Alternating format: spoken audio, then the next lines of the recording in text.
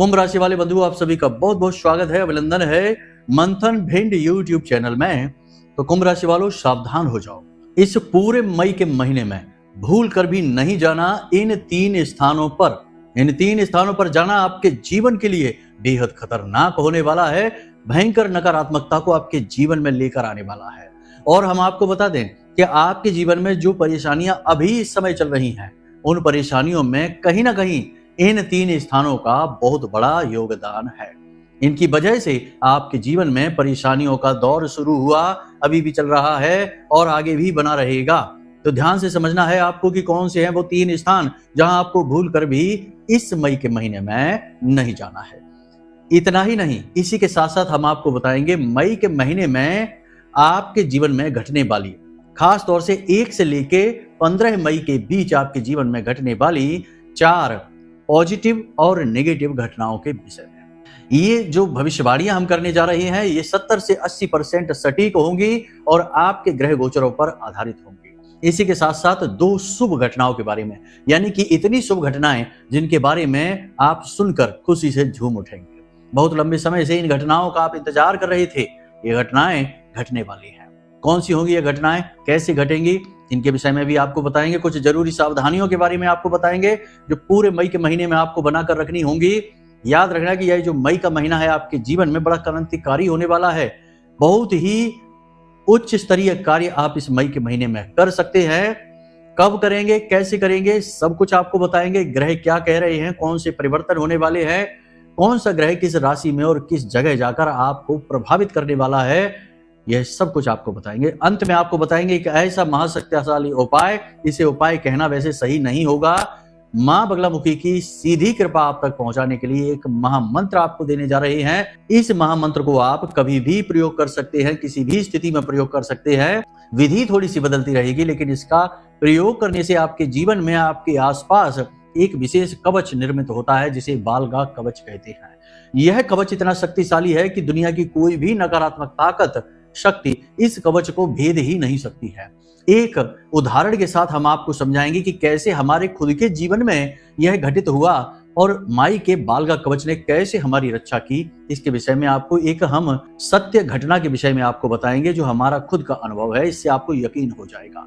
यानी कि आज का यह कार्यक्रम आपको मुसीबतों से बचाएगा, शुभ घटनाओं के लिए तैयार करेगा और महामाई के बालगा कवच का पात्र बनाएगा, अधिकारी बनाएगा। आपको बस इस कार्यक्रम को अंत तक देखना है। इसी में आपकी भलाई है और आपके जीवन में सुख और शांति का कारक बनने वाला है यह कार्यक्रम। इस बात का हम भरोसा दिलाते हैं। तो चलिए बंधु, माई को याद करते हुए आज के इस विशेष कार्यक्रम को शुरू करते हैं। कमेंट बॉक्स में पूरे भक्ति भाव के साथ लिख डालिए, जय मां भद्रकाली, कृपा करो। महामाई बहुत दयालु है, आपके ऊपर निश्चित कृपा करेंगी, हमें पूर्ण विश्वास है। यदि माई के लिए मन में भाव गहरा है तो कमेंट बॉक्स में यह भी लिख देना कि मैं भी माई के परिवार का हिस्सा हूं। यह बहुत बड़ा अवसर है जो महामाई के परिवार से जुड़ने का आपको अवसर प्राप्त हो रहा है। याद रखना कि यह जो कार्यक्रम आप देख रहे हैं, यह माई के धाम से ही प्रसारित हो रहा है और आपके लिए सुनहरा अवसर लेकर आया है जब आप माई के परिवार से, माई के धाम से सीधे जुड़ सकते हैं। कोई भी शंका है, कोई भी मन में विषय है जो अटका हुआ है, कोई भी परेशानी है, उलझन है, तो नंबर वीडियो में हम दे रखे हैं। इन नंबरों पर फोन करिए, अपना कुंडली विश्लेषण कराइए, मन की शंकाएं दूर करिए और जीवन में खुशियां प्राप्त करिए। चलिए बंधु, अब अपने मूल विषय को प्रारंभ करते हैं। ध्यान से समझिए। प्यारे मित्रों, हमारे अत्यंत प्रिय और परम पूज्य अमिताचार्य जी के पास मां बगलामुखी और मां भद्रकाली की साधनाओं का वर्षों का अनुभव है और माता रानी की इनके ऊपर पूर्ण कृपा और सिद्धि है। आचार्य जी ने अपने सटीक कुंडली विश्लेषण और श्रेष्ठतम उपायों के माध्यम से हजारों लोगों के जीवन को खुशियों से भरा है। आचार्य जी का कुंडली विश्लेषण और उपाय करवाने का तरीका इतना अद्भुत है कि जीवन के हर एक दुख और कष्ट का कारण जड़ से ही समाप्त हो जाता है।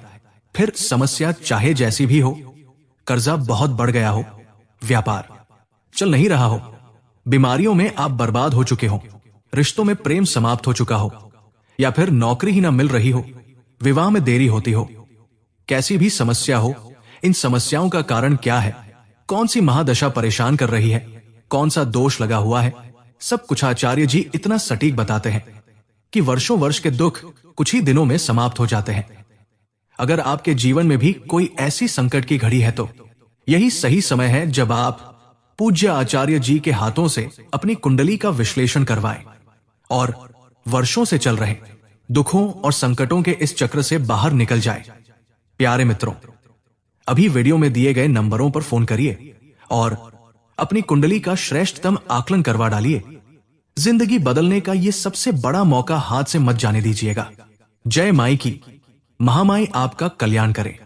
अभी कुछ समय पहले की हम आपको एक घटना बताते हैं। इस घटना में हमने एक श्रीमान हैं जिनकी कुंडली की, और हमने लाइव वीडियो पर जाकर उनकी कुंडली की, क्योंकि उनकी यही विचार था, उनकी यही मंशा थी कि हम उनके सामने प्रकट हों और उनकी कुंडली का विश्लेषण उनके सामने करें और उनके घर का वास्तु भी थोड़ा बहुत देखें, क्योंकि बहुत परेशान चल रहे थे। पहले बहुत उच्च स्तरीय जीवन जिया करते थे, लेकिन पिछले कुछ 2-3 वर्षों से जीवन नर्क बन चुका है। हर तरफ से घाटा, परेशानी और बर्बादी आ रही है।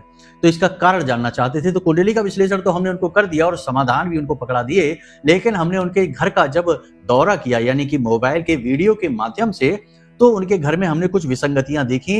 ये आपको भी बताना जरूरी है, क्योंकि आपके घर में भी 100% ये विसंगतियां होंगी ही। तो सबसे पहली चीज जो हमने उनके घर में देखी कि उनके घर में कांटेदार पौधे सजावट के सामान के तौर पर रखे हुए थे। हमने उनसे पूछा कि आपने ये पौधे क्यों रखे हुए हैं, तो बोले ये तो सजावटी सामान है। हमने कहा इसे निकालकर घर से बाहर फेंक दो, ये कोई सजावटी सामान नहीं है, ये आपकी दुर्गति लेकर आ रहा है। कुछ पौधे हमने ऐसे देखे जिन पर पत्तियां ही नहीं थी, केवल लकड़ियां ही लकड़ियां थी, वे भी सजावटी पौधे थे। हमने कहा इन्हें भी हटा दो, ये भी बहुत खतरनाक हैं। देखिए आजकल के इस अधकचरे युग में, फैंसी युग में, जहां फैशन के नाम पर ना जाने क्या क्या हो रहा है, ऐसे में हमारी परंपराओं का, रीति रिवाजों का और धर्म और संस्कृति का तो कोई लिहाज ही नहीं रखा जा रहा है। सारी बातें स्पष्ट तरीके से हमारे अध्यात्म में, हमारे ग्रंथों में लिखी हुई हैं, फिर भी हम ना देखना चाहते हैं, ना समझना चाहते हैं, फिर गलतियां करते हैं और धोखा खा जाते हैं। धीरे धीरे हमने जब उनके घर का दौरा किया तो हमने देखा कि उनके पूजा घर में उनके पुरखों की, यानी पितृ पूर्वजों की 3-4 तस्वीरें लगी हुई हैं, और वे तस्वीरें भगवान की तस्वीरों के ठीक बगल से लगी हुई हैं। तो हमने कहा ये क्या है, ये क्यों लगा रखी है? तो बोले ये तो हमारे पुरखे पूर्वज हैं, तो इनका भी सम्मान करते हैं, इनको भी पूज देते हैं, पितृ देवता हैं। हमने कहा ठीक, बहुत अच्छी बात है, तभी बर्बाद हो गए हो आप, क्योंकि पितृ देवता आपके लिए हैं, आपके पितृ आपके लिए देवता हैं, लेकिन आपके पितृ क्या आपके पड़ोसियों के लिए भी देवता हैं? उनके लिए तो वो प्रेत हैं। कहने का मतलब यह है कि जब कोई व्यक्ति इस संसार से चला जाता है तो वह प्रेत होता है। पितृ जो होंगे वो तो पितृलोक में चले गए, लेकिन आपने उनका यहाँ पर देवताओं के साथ बिठाकर जो अपमान कर दिया, उसकी वजह से भी यही वापस आकर प्रेत बनकर भटक रहे हैं और फिर सपने दिखाई देते हैं। उनका कहना भी यही था कि हमें सपने में अपने घर के जो सदस्य हैं, जो संसार से जा चुके हैं, वो दिखाई देते हैं, तो फिर वो यहाँ भटक रहे हैं। उनको भी मुक्ति में बाधक का कार्य आप कर रहे हैं, अपमान करके। पितृ देवता है, ये बात सही है, लेकिन भगवान के साथ पूजनीय नहीं है, ये बात निश्चित है। तो आपके घर में भी यदि आपने पूजा घर में भगवान के बगल से, भगवान के साथ पितृ देवताओं को लगा रखा है, तस्वीरें लगा रखी हैं, उन्हें हटा दीजिए इसी वक्त। हमने भी हटवा दी उनकी तस्वीरें। फिर घर की दक्षिणी दिशा में, यानी दक्षिणी दिशा मृत्यु की दिशा है, पितरों की भी दिशा मानी जाती है, तो घर की दक्षिणी दिशा में उन तस्वीरों को हमने एक अलमारी में अंदर रखवा दिया, और वह अलमारी लकड़ी की थी, और यही सही विधान होता है। लकड़ी की फोटो फ्रेम करानी चाहिए, लकड़ी की ही अलमारी में अंदर रखवानी चाहिए। ऊपर भी रख सकते हैं, कोई दिक्कत नहीं होगी, लेकिन दक्षिणी दिशा होनी चाहिए, यह निश्चित है। तो पहली चीज तो ये हो गई। दूसरा कि भगवान की अलमारी में भगवान की जहां तस्वीरें लगी वहां तो ठीक, लेकिन उनसे ऊपर अपने गुरु की तस्वीर लगा रखी है। तो गुरु की तस्वीर लगाई तो हमने पूछा ये क्या है, तो इनको क्यों ऊपर लगा रखा है? तो बोले ये तो हमारे गुरुजी हैं। हमने कहा गुरु ठीक है, अच्छी बात है, लेकिन है तो वो मानव ही, मानव देह में ही तो इस संसार में विचरण करते थे। तो बोले वो तो शिव के अवतार माने जाते हैं। हमने कहा शिव के अवतार होंगे, लेकिन शिव तो नहीं। कहने का मतलब यह है कि लोग कैसी कैसी भ्रांतियां पालकर बैठ जाते हैं और हमारे देवी देवताओं का, परम तत्व का ही अपमान कर बैठते हैं। इससे ऐसा नहीं है कि देवता नाराज हो जाएंगे तो आपको श्राप दे देंगे, आपके जीवन को परेशान करेंगे, आपको नरक जीवन देंगे, ऐसा कुछ भी नहीं है। लेकिन इससे आपके जीवन में प्रेतों का आगमन अवश्य होता है, क्योंकि दिव्य शक्तियां फिर नाराज होकर चली जरूर जाती हैं। आपने देखा होगा कि बहुत सारे ऐसे मंदिर हैं हमारे देश में, आपके आसपास भी होंगे कुछ मंदिर, जिनमें पहले बहुत पूजा पाठ हुआ करती थी, लेकिन आज उन मंदिरों के पास आप जाइए, उन मंदिरों में अंदर आप जाएंगे तो आपको भय लगेगा। वहां ऐसा लगेगा जैसे भूत वासा हो गया है, प्रेतों का वास हो चुका है। अब देवता वहां से जा चुके हैं, अब केवल संरचना है, प्रतिरूप बना हुआ है, देवता नहीं है। तो ऐसे होता है पूजा घरों में भी, हमारे घर के पूजा घरों में भी ऐसा होता है कि देवता चले जाते हैं, केवल फोटो और मूर्तियां लगी रह जाती हैं। तो ऐसा आपको नहीं करना है, ऐसी गलतियां नहीं करना है, देवताओं का अपमान नहीं करना है। करेंगे तो सजा भुगतेंगे, फिर परेशान होंगे और फिर परेशानियां ढूंढते फिरेंगे समाधान, इसको उसको कुंडली दिखाएंगे, कुछ भी नहीं होगा। मूल जड़ जब तक नहीं समझेंगे तब तक मुक्ति प्राप्त नहीं होगी। तो आपके पूजा घर में केवल भगवान की फोटो होनी चाहिए, भगवान की फोटो, मूर्ति नहीं। यदि मूर्ति भी लगाई है तो 4 अंगुल से यानी 1 मुष्टिका से छोटी मूर्ति होनी चाहिए। शिव पुराण में स्पष्ट तौर पर लिखा है कि यदि 1 मुष्टिका से बड़ी मूर्ति कोई लगा देता है तो वह घर मंदिर बन जाता है। लेकिन घर मंदिर तो नहीं होता, हमारे कहने के लिए मंदिर है, लेकिन मंदिर के नियम जो हैं वो घर पर लागू नहीं हो सकते हैं। शुद्धता, पवित्रता उतनी नहीं होती हमारे घरों में, कहीं ना कहीं अशुद्धता भी रहती ही है। तो मंदिर का विधान घर पर लागू नहीं होता है, इसलिए इतनी बड़ी मूर्ति नहीं। तो बेहतर यह है कि तस्वीरें लेकर आइए, ठीक है। और दूसरा सबसे बड़ी बात यह है कि तस्वीरें ऐसी लाइए जिस पर किसी व्यक्ति का, इंसान का नाम वगैरह ना हो, हस्ताक्षर ना हो और वह किसी व्यक्ति विशेष से जुड़ी ना हो, जैसे कि किसी ने उपहार में आपको दे दी, ऐसी तस्वीरें नहीं लाइए। तस्वीर हेतु लाइए, जैसे कि बाजार से जाइए और किसी उद्देश्य हेतु कि हम माई आपकी सेवा करना चाहते हैं, आपकी तस्वीर लेकर जा रहे हैं, ऐसी तस्वीरें आप लेकर आइए और उनकी पूजा करिए, ठीक है।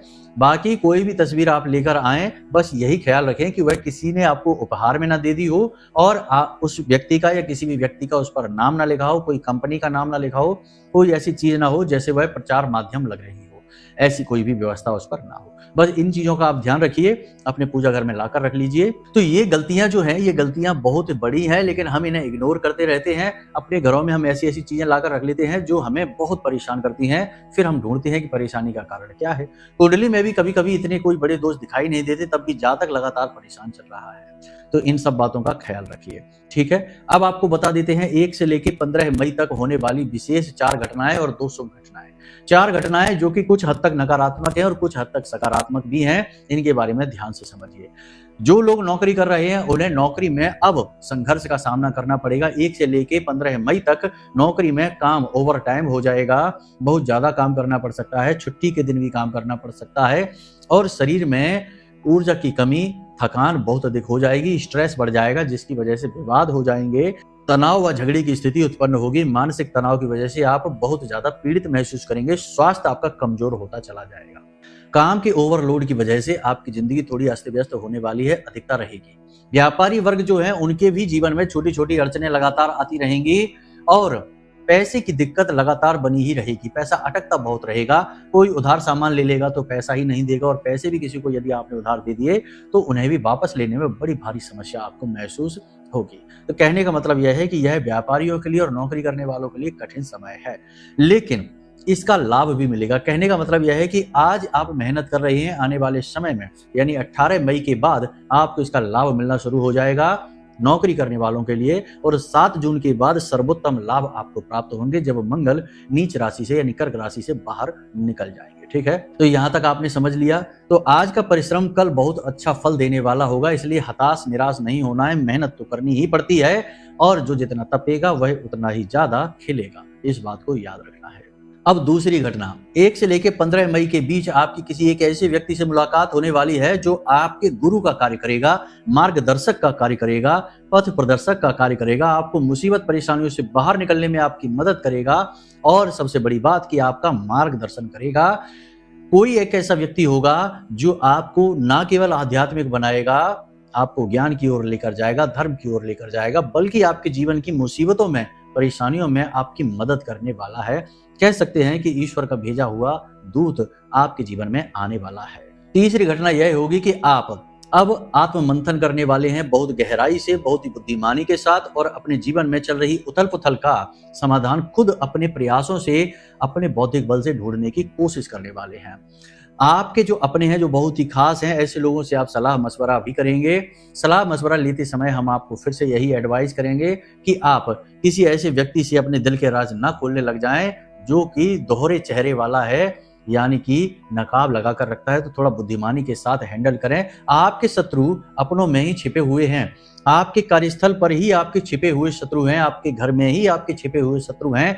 ऊपर ऊपर से मुस्कुराते रहते हैं, आपको धोखा, आपको भ्रमित करने की कोशिश करते हैं और पीठ के पीछे आपको नीचे गिराने की पूरी ताकत लगाते हैं। ऐसे लोगों से आपको बचकर रहना होगा, ठीक है। एक और खास बात आपको बता दें कि 1 से लेकर 15 मई के बीच आपको बॉडी में यानी शरीर के किसी विशेष भाग में, खास तौर से जोड़ों में, हड्डियों में किसी प्रकार का दर्द रह सकता है, चोट भी लग सकती है, खिंचाव हो सकता है, यानी कि शरीर के किसी एक भाग में तेज दर्द का एहसास रहेगा, कुछ दिनों तक लगातार रहेगा और फिर अपने आप धीमा होता चला जाएगा और ठीक भी हो जाएगा। कारण भी हो सकता है और अकारण भी हो सकता है यह दर्द, यानी गिरने से, फिसलने से भी चोट लग सकती है या फिर यूं ही अपने आप ही किसी वजह से यह दर्द उत्पन्न हो सकता है। लेकिन एक बात तो निश्चित है कि दिन समाप्त होते होते ही, यानी कि दोपहर के 12 बजे के बाद जैसे जैसे दिन आगे बढ़ेगा वैसे वैसे आपके शरीर में सुस्ती और थकान बढ़ती चली जाएगी। काम की तो है ही, लेकिन आपका खुद का स्वास्थ्य भी इस समय कमजोर चल रहा है और शाम होते होते आपको ऐसा लगेगा जैसे कि शरीर में हीट, गर्मी बहुत बढ़ गई है, ताप बढ़ गया है, बुखार आ चुका है। कभी कभी तो आप दवाई भी खाएंगे बुखार की, लेकिन यह तो रोज की ही स्थिति रहने वाली है।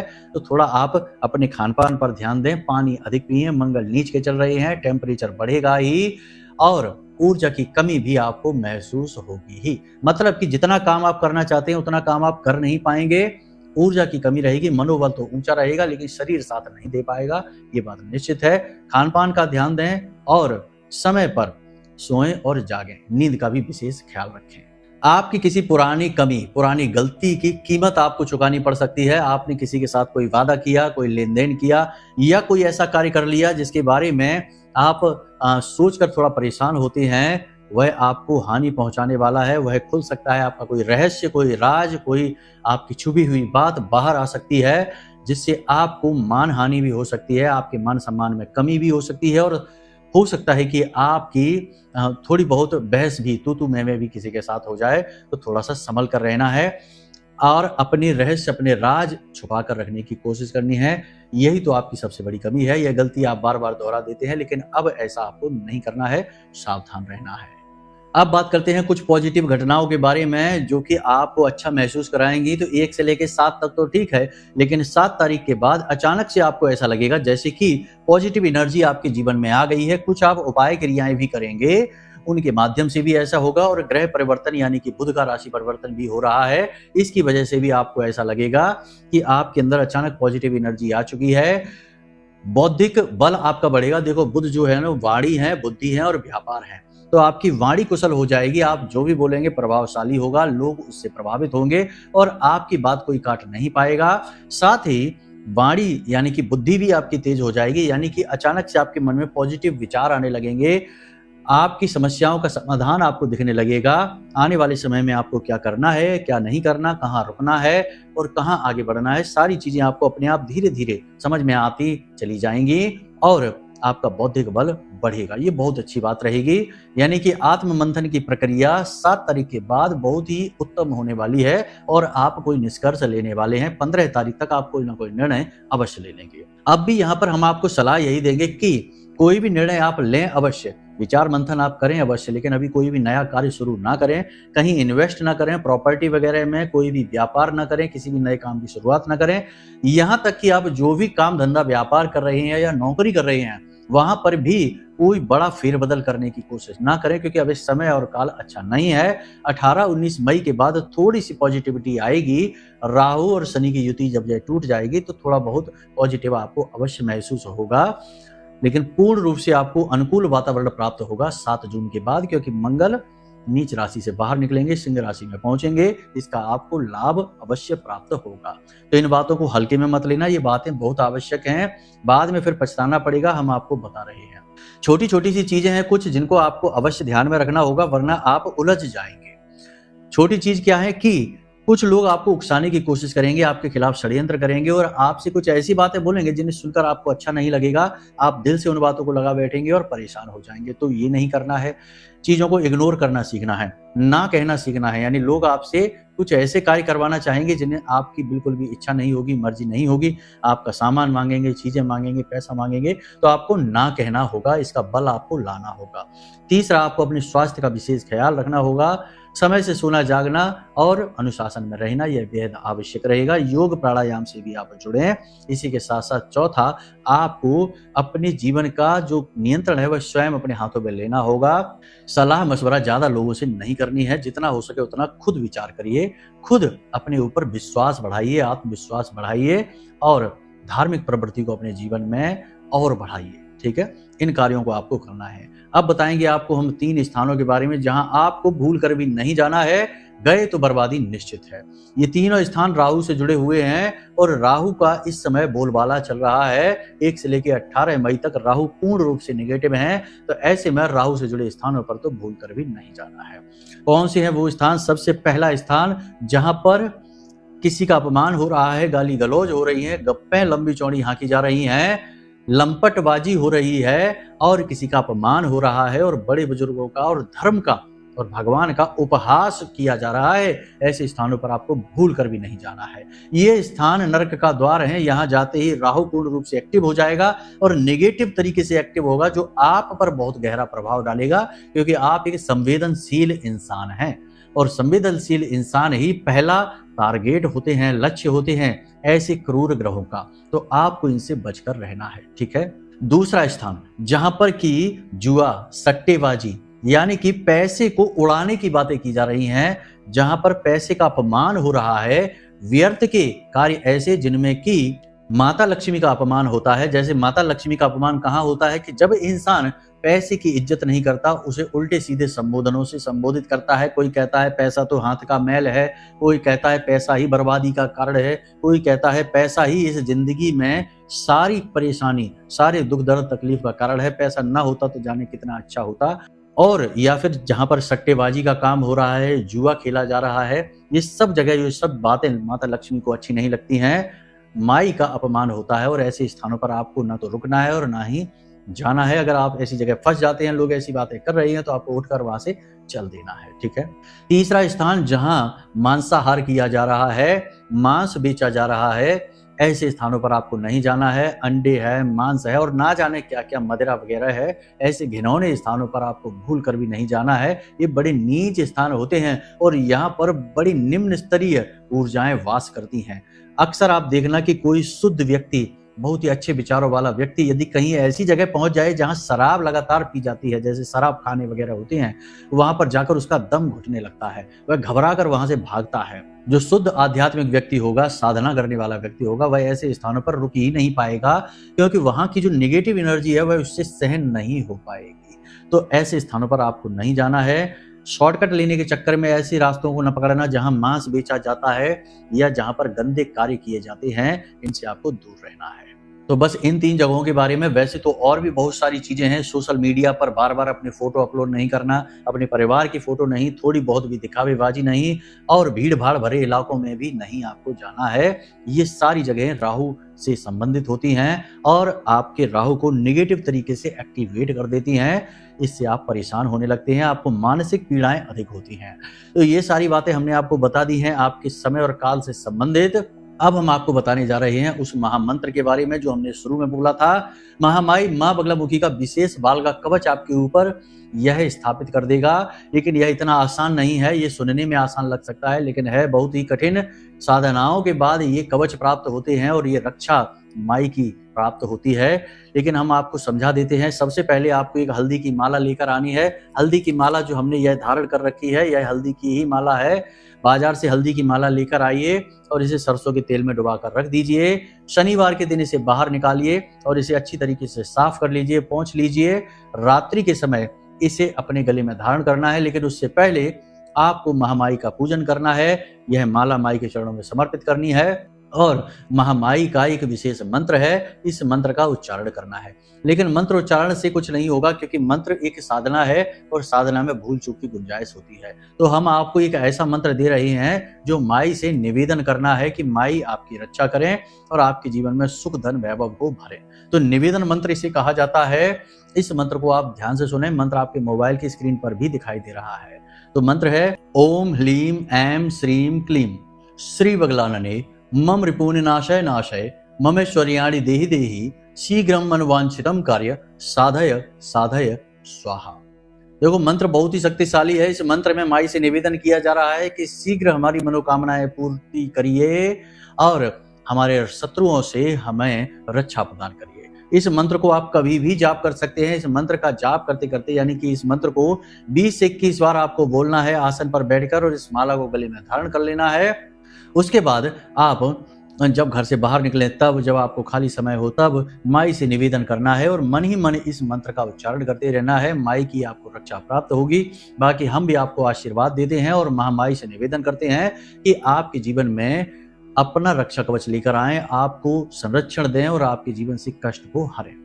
बाकी यदि आपको विशेष साधनाएं करानी है, विशेष पूजा पाठ में भाग लेना है, शनिवार के सर्व मनोकामना पूर्ति हवन में भाग लेना है, तो उसके लिए आप विशेष जानकारी वीडियो में दिए गए नंबरों से प्राप्त कर सकते हैं। कोई अन्य प्रश्न है या कुंडली का विश्लेषण कराना है, कुछ विशेष दुख तकलीफ परेशानियां हैं, ग्रहों के बारे में जानना है और सटीक उपाय कुंडली अनुसार जानने हैं, तो उसके लिए कुंडली विश्लेषण करा सकते हैं। छोटी सी दक्षिणा के साथ हम स्वयं आपकी कुंडली का विश्लेषण करके आपको सटीक उपाय दे देंगे, जिससे आपके जीवन में सुख समृद्धि आएगी और बाधाएं समाप्त होगी। तो चलिए बंधु, आज के इस कार्यक्रम को यही विराम देते हैं। हमेशा हंसते रहिए, मुस्कुराते रहिए, सकारात्मक रहिए और महामाई पर अपनी आस्था और विश्वास बनाकर रखिए, क्योंकि आपका उद्धार तो वहीं से होना है। तो प्रेम से बोलिए जय माई की। महामाई आपका कल्याण करें। धन्यवाद।